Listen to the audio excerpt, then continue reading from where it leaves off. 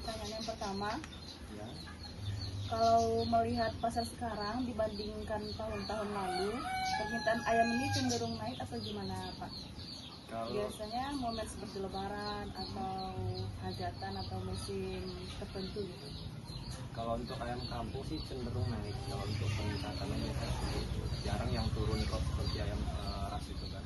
Nah, dia cenderungnya tuh permintaan selalu naik. Kalau permintaan di bulan Ramadan itu jauh lebih tinggi daripada bulan-bulan biasanya. Puncaknya sekitaran itu. Bulan Ramadan ya Pak. Pertanyaan selanjutnya, ayam dari peternakan Bapak ini biasanya dipasarkan kemana saja? Terus kira-kira pasokan dari sini sudah bisa memenuhi berapa persen dari total kebutuhan pasar di daerah Pekanbaru ini? Terus apakah ada rencana untuk memperluas kiriman ke daerah lainnya? Kalau untuk terkait dengan pasar itu mencakup kalau konsumen ya, konsumen itu ada beberapa rumah makan, restoran kayak gitu. Tapi kalau yang untuk saat ini 2 tahun belakangan ini tuh lebih banyak konsumen kita itu peternak-peternak kota Pekanbaru atau nggak di luar kota Pekanbaru. Itu pembeliannya itu berupa bibit biasanya, bibit ayam. Nah itu mereka untuk diternakan lagi. Makanya lebih kalau di 2 tahun ini lebih banyak ke penjualan ayam hidup. Selanjutnya, bagaimana cara Bapak untuk menyiasati persaingan dengan peternak lain agar ayam di sini selalu habis terjual? Persaingan ya. Sebenarnya gini, kalau dengan peternak-peternak lain saya nggak merasa ada persaingan. Jadi karena kalau misalnya kita jual gitu kan ke konsumen, kita pastikan kualitas yang kita jual bagus gitu kan. Konsumen akan milih sendiri gitu. Kalau misalnya masalah banting-bantingan harga, ya kalau misalnya mereka seperti itu ya kita nggak ada masalah gitu ya kan.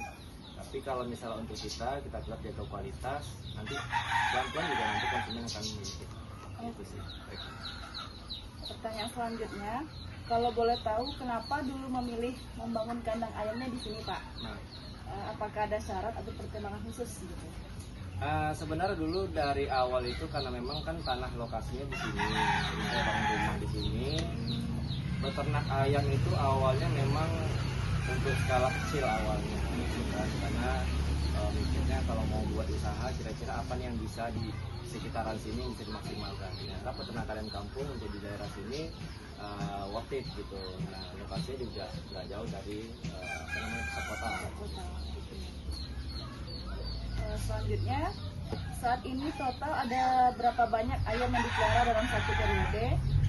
Terus menurut pengalaman Bapak, minimal harus memelihara berapa ekor ayam supaya biaya operasionalnya itu tertutup dan mendapatkan keuntungan maksimal? Sebenarnya gini, kalau untuk di peternakan kita nggak pakai satu periode, tapi kita sambung menyambung antara periode satu dengan periode yang berikutnya gitu. Jadi begitu yang ini panen, nah yang ini tuh belum panen, jadi ada sambungannya terus gitu. Berkelanjutan. Jadi kalau misalnya hitungannya per satu periode supaya kita untuk mendapatkan penghasilan itu di per 100 ekor itu keuntungannya kurang lebih sudah sekitar 1 juta sampai 1,6 juta tuh dapat ya. Satu periode itu kurang lebih 2,5 bulan sampai 3 bulan. Gitu. Makanya kalau misalnya hitungan 1 bulan, kalau untuk biaya kehidupan dibagi 3 bulan untuk 1 juta itu kan nggak masuk, gitu kan. Jadi kita kalau misalnya kita butuh untuk kehidupan ya kurang lebih ya sekitar 300-400 ekor untuk per bulan hasil panennya. Jadi satu periode itu kalau bisa itu cukup untuk ya minimal UMR pasti dapat.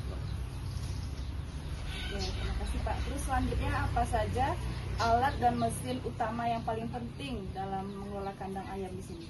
Kalau peternakan itu sebenarnya nggak ada mesinnya, nggak ada mesin. Jadi sebenarnya teknologi kalau di peternakan ayam itu tempat minum kita pakai yang otomatis. Nah, yang otomatis itu pakai nipel.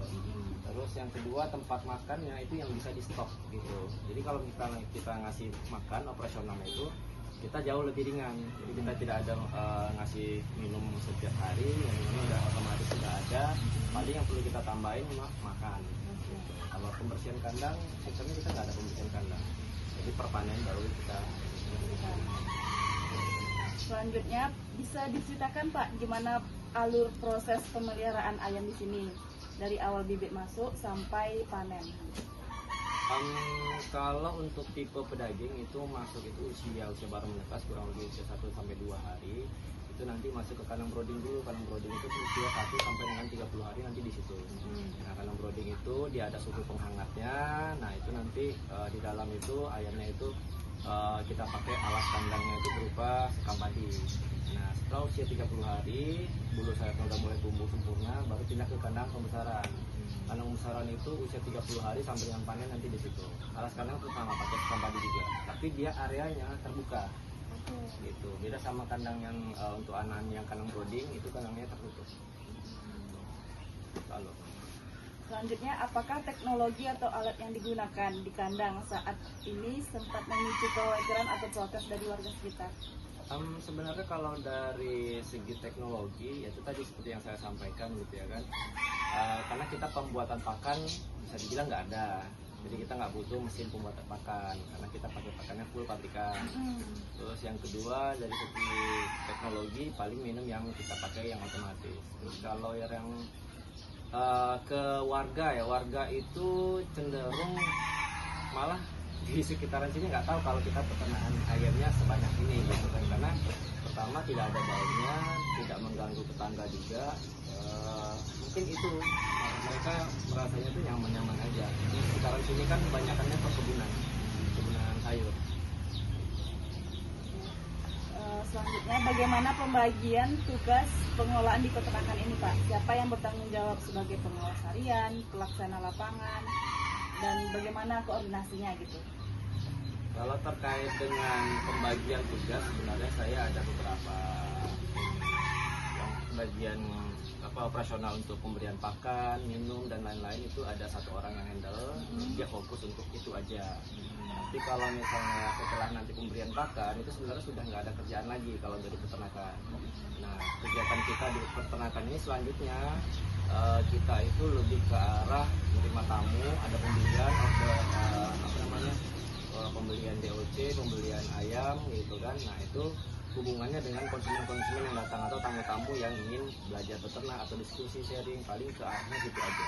Jadi siang kalau sudah jam 10 ke atas itu kita fokusnya menerima tamu gitu, baik tamu yang order atau tadi kayak tadi kan ada travel yang jemput ya gitu kan. Nah, itu lebih ke arah orderan. Paling satu lagi paling admin untuk pencatatan dan keuangan kayak gitu. Jadi biar kayak gitu kan paling 3 orang cukup.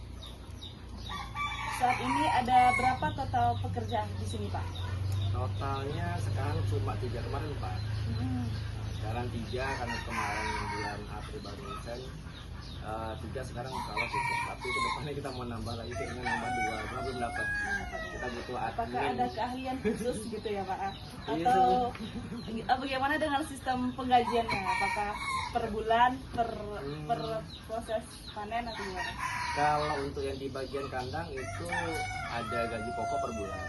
Tapi kalau misalnya kayak bonus ada tambahan juga, dia nanti misalnya kita ada panen atau misalnya ada kita ada telur, ada daging ayam itu biasanya kita bagikan gitu.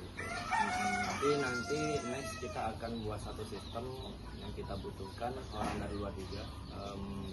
Kayaknya kita butuh admin pertama admin sosial media sama